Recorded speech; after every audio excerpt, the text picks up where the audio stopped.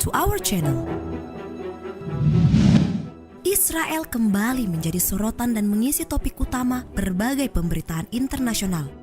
Tidak hanya soal konflik dengan Palestina yang membuatnya mendapat kecaman dari banyak negara lain.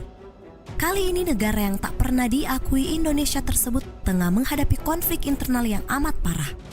Ratusan ribu orang turun ke jalan berhasil melumpuhkan semua yang ada. Bagaimana tidak, ketegangan selama berbulan-bulan meningkat setelah kontroversi perombakan sistem peradilan berujung ricuh. Nah, menghadapi protes besar-besaran di negara sendiri, akankah kekuasaan Perdana Menteri Benjamin Netanyahu berakhir di sini?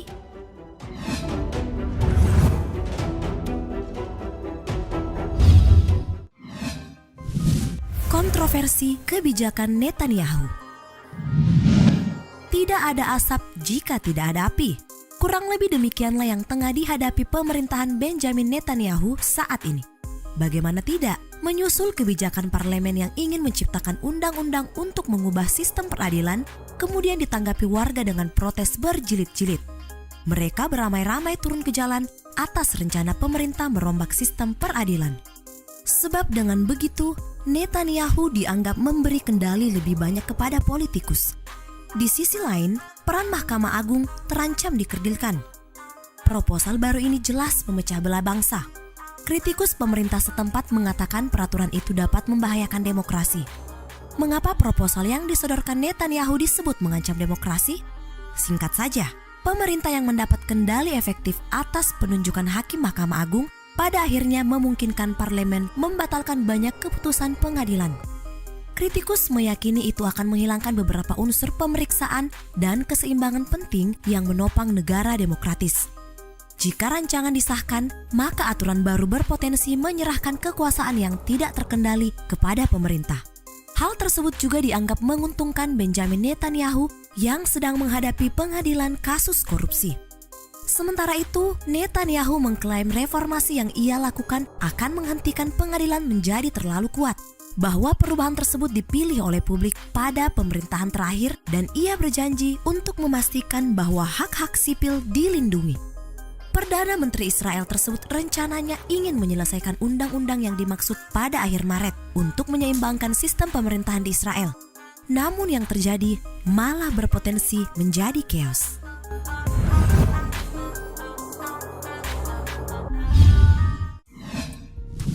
Krisis domestik terbesar dalam sejarah. Merasa terancam dengan tindak tanduk sang pemimpin, tak lantas membuat masyarakat Israel menerima begitu saja. Bendera biru dan putih Israel yang dikibarkan oleh massa di pusat Tel Aviv telah menjadi ciri khas protes selama 3 bulan terakhir. Mereka berkumpul untuk menunjukkan pembangkangan terhadap rencana yang dilihat sebagai ancaman eksistensial terhadap demokrasi Israel. Tidak tanggung-tanggung, ratusan ribu demonstran termasuk tentara cadangan, pemimpin bisnis, anggota industri teknologi Israel, dan akademis terkemuka telah ambil bagian berhadapan dengan pendukung koalisi agama nasionalis Netanyahu. Sebagai tanda keseriusan, lulusan program militer elit dan cadangan di bagian penting tentara Israel juga telah mengancam untuk tidak hadir bertugas.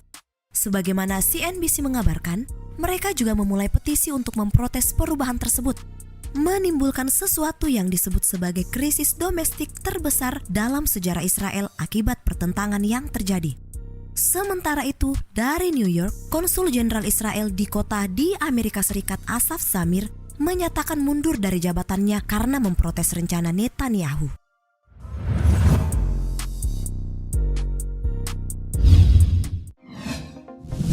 Pemecatan Menteri Pertahanan picu protes besar. Netanyahu berencana mengubah aturan kehakiman di Israel, namun ditentang karena dicurigai syarat akan kepentingan pribadi. Sejalan dengan itu, Menteri Pertahanan Yoav Gallant ikut menyuarakan protes sebagaimana dilaporkan BBC pada 27 Maret lalu. Hanya saja, ia harus menerima konsekuensi pemecatan atas sikapnya itu. Tapi tak masalah, sebab ribuan massa kini telah berdiri di pihaknya. Ya, demo besar-besaran diketahui pecah usai Perdana Menteri Benjamin Netanyahu memecat Menteri Pertahanan Yoav Gallant. Secara terbuka, ia mengutuk rencana pemerintah untuk merobek sistem peradilan negara setelah menghabiskan berminggu-minggu berbicara dengan tentara cadangan yang tidak ingin mengikuti perubahan. Sekedar informasi, Galan menjadi anggota kabinet senior pertama dari Partai Likud yang angkat bicara menentang rencana Netanyahu. Menanggapi itu, Menteri Pertahanan memperingatkan bahwa perpecahan yang mendalam akan terbuka di Israel atas potensi reformasi, dan hal itu dapat merusak keamanan nasional. Tak perlu menunggu lama, malam hari pasca pemecatan, orang-orang terlihat turun ke jalan. Demonstran bahkan berkumpul di luar rumah Netanyahu dengan bendera Israel, memukul-mukul panci dan wajan, serta berusaha menghindari polisi ketika mereka tiba. Protes serupa juga terlihat di ibu kota Tel Aviv, dengan jalan raya utama diblokir oleh mereka yang menentang proposal tersebut. Sementara itu, para pendukung perombakan juga telah melakukan mobilisasi dengan demonstrasi tandingan, yang menimbulkan kekhawatiran bahwa kekerasan dapat meletus di antara kedua belah pihak. Untuk itu, Netanyahu telah menghimbau di Twitter untuk kedua kelompok agar tidak melakukan kekerasan.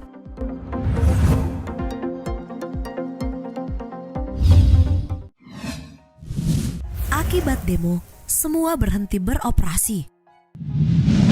Pemogokan dalam skala besar benar-benar mengambil lebih banyak perhatian di Israel. Setidaknya, dalam skala besar pemogokan yang terjadi dalam sepekan di penghujung Maret hingga awal April berdampak pada gangguan hebat di negara tersebut.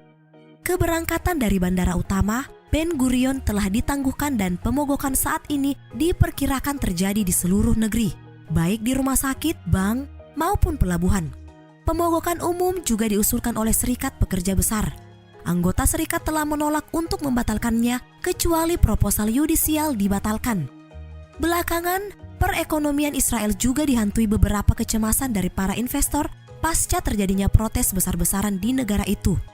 Sumber terpercaya menyebut Gubernur Bank of Israel Amir Yaron telah memperingatkan Perdana Menteri Benjamin Netanyahu bahwa krisis politik bisa menjadi krisis ekonomi dan bahwa masalahnya harus ditangani. Di sisi lain, anggota kabinet Netanyahu berpendapat bahwa kompromi masih mungkin terjadi. Seorang sumber lainnya mengatakan bahwa perwakilan pemerintah sedang melakukan kontak dengan eksekutif bisnis penting Israel dalam upaya untuk mengurangi dampak terhadap ekonomi.